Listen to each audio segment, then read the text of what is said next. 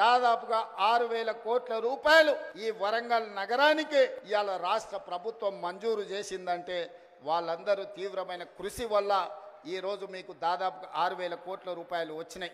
ఈ వరంగల్ జిల్లా ప్రజలకు నేను ఒక్క మాట చెప్పదలుచుకున్నా, ఇది 2 శాసనసభ నియోజకవర్గాలకు సంబంధించిన అభివృద్ధి కాదు, మొత్తం ఉత్తర తెలంగాణకు సంబంధించిన ఆదిలాబాద్ కావచ్చు, ఖమ్మం కావచ్చు, కరీంనగర్ కావచ్చు, లేకపోతే వరంగల్ కావచ్చు, సగం నల్గొండ కావచ్చు, ఈ వరంగల్ ప్రాంతమే అత్యంత దగ్గరి ప్రాంతం. ఈడ జాతీయ స్థాయి ఎయిర్పోర్ట్ రావడం, జాతీయ స్థాయి పరిశ్రమలు రావడం, ఈ నగరంలో అండర్ గ్రౌండ్ డ్రైనేజ్ రావడం, కాకతీయ యూనివర్సిటీని అభివృద్ధి పదం వైపు నడిపిస్తే సగం తెలంగాణ అభివృద్ధి జరిగినట్టే. ఈనాడు మా ప్రభుత్వం ఈ బాధ్యత తీసుకున్నది. ఇది పూర్తి చేసే వరకు నేను నిద్రపోను, మా అధికారులను మా మంత్రులను నిద్రపోనియనని మీకు నేను మాట ఇస్తున్నా. నేను నిన్న మన మహారాష్ట్ర ఎన్నికల్లో పోయినా, ఎన్నికల్లో ఎక్కడ పోయినా ఎయిర్పోర్ట్లు ఉన్నాయి. నేను ముంబై పూణేనే అనుకున్నా, కానీ సోలాపూర్ పోయినా, నాందేడ్ పోయినా, ఎక్కడికి పోయినా ప్రతి 100-150 కిలోమీటర్లకు బస్సు డిపోలు ఉన్నట్టు మహారాష్ట్రలో ఎయిర్పోర్టులు ఉన్నాయి. ఆంధ్రప్రదేశ్ లో విజయవాడలో ఉంది, తిరుపతిలో ఉంది, అదే విధంగా విశాఖపట్నంలో ఉంది, రాజమండ్రిలో ఉంది. ఆంధ్రప్రదేశ్ లో కూడా ఎన్నో ఎయిర్పోర్టులు ఉన్నాయి. ఈ రకంగా ఏ రాష్ట్రం తీసుకున్నా 5, 6, 10 ఎయిర్పోర్టులు ఉంటే తెలంగాణ రాష్ట్రంలో ఒకే ఒక్క ఎయిర్పోర్టు, అది హైదరాబాద్ నగరంలో ఉంది. ఈ వేదిక మీద నుంచి కేంద్ర ప్రభుత్వాన్ని ఇక్కడికి వచ్చిన మా తెలంగాణ ప్రజల్ని, మనకెందుకు ఉండకూడదు?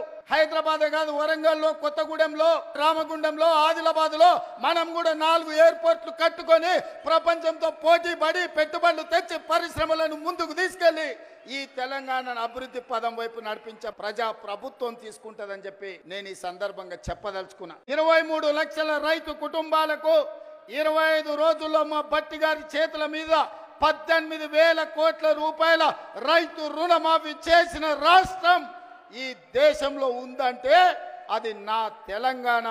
అక్కడక్కడ ఇంకా కొంతమందికి తప్పులతోనో, ఖాతాల నెంబర్లు సరిగ్గా లేకనో, చిన్న చిన్న కారణాల చేత ఇంకా కొంచెం బకాయి ఉంది.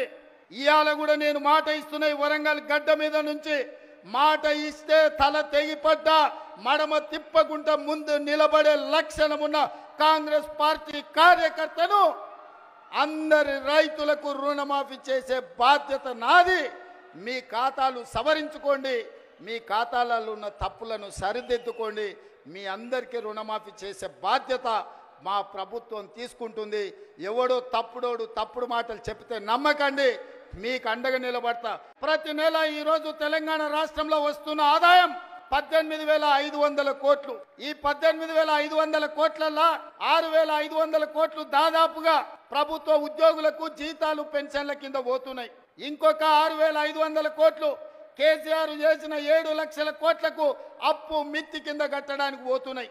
ఈ 13,000 కోట్లు జీతభత్యాలకు కేసీఆర్ మన నెత్తి మీద మోపిన అప్పుకు ఇవాళ పోతే మిగిలిన 5,500 కోట్లు ప్రతి నెల ఆదాయం ఉంటే ఎన్నో రకాల ఇబ్బందులను ఎదుర్కొని కడుపు కట్టుకొని అవినీతిని నిర్మూలించి రూపాయి కూడబెట్టి ఇవాళ రైతు రుణమాఫీ చేస్తే మమ్మల్ని అభినందించడానికి నీ మనసు లేదు, కానీ ఈరోజు మమ్మల్ని శాపనార్థాలు పెట్టే ప్రయత్నం చేస్తున్నారు. అందుకే ఇవాళ కేసీఆర్ బాధపడుతుండు. ఎందుకంటే రైతులకు రుణమాఫీ రేవంత్ రెడ్డి చేసే కదా, ఇంకా నాకేం మిగులుతుంది చెప్పనే. ప్రజాప్రభుత్వం ఇందిరమ్మ రాజ్యంలో పేదల సంక్షేమం కోసం పనిచేస్తున్నాం. ఏ గడ్డ మీద నుంచి పోరాటం మొదలుపెట్టినామో అదే గడ్డ మీద సంవత్సరం పూర్తి చేసుకున్న సందర్భంగా ఈ వరంగల్ పట్టణాన్ని నగరంగా మార్చి హైదరాబాద్తో పోటీ పడే విధంగా అభివృద్ధి చేయాలన్న ఆలోచనతోటి ఇవాళ మీకు నిధులను ఇవ్వడమే కాదు, మీ గడ్డ మీదనే మొట్టమొదటి ఉత్సవం జరుపుకున్నాం. ఈ ఉత్సవానికి వచ్చిన వాళ్ళే కాదు, తెలంగాణ నలుమూలలు ఉన్నోళ్ళందరినీ కూడా ఆశీర్వదించండి. ఇంకా 4 సంవత్సరాలు కడుపు కట్టుకొని రోజుకు 18 గంటలు, ఒక్క గంట, ఒక్క నిమిషం కూడా సెలవు తీసుకోకుండా మీకోసం పనిచేస్తా. ఆఖరి శ్వాస వరకు, చివరి రక్త పొట్టు వరకు ఈ 4 కోట్ల తెలంగాణ బిడ్డల కోసమే నేను అంకితమై కేసీఆర్ అనే మొక్కను మళ్ళీ మొలవని అని తెలంగాణ రాష్ట్రంలో రాసి పెట్టుకోండి.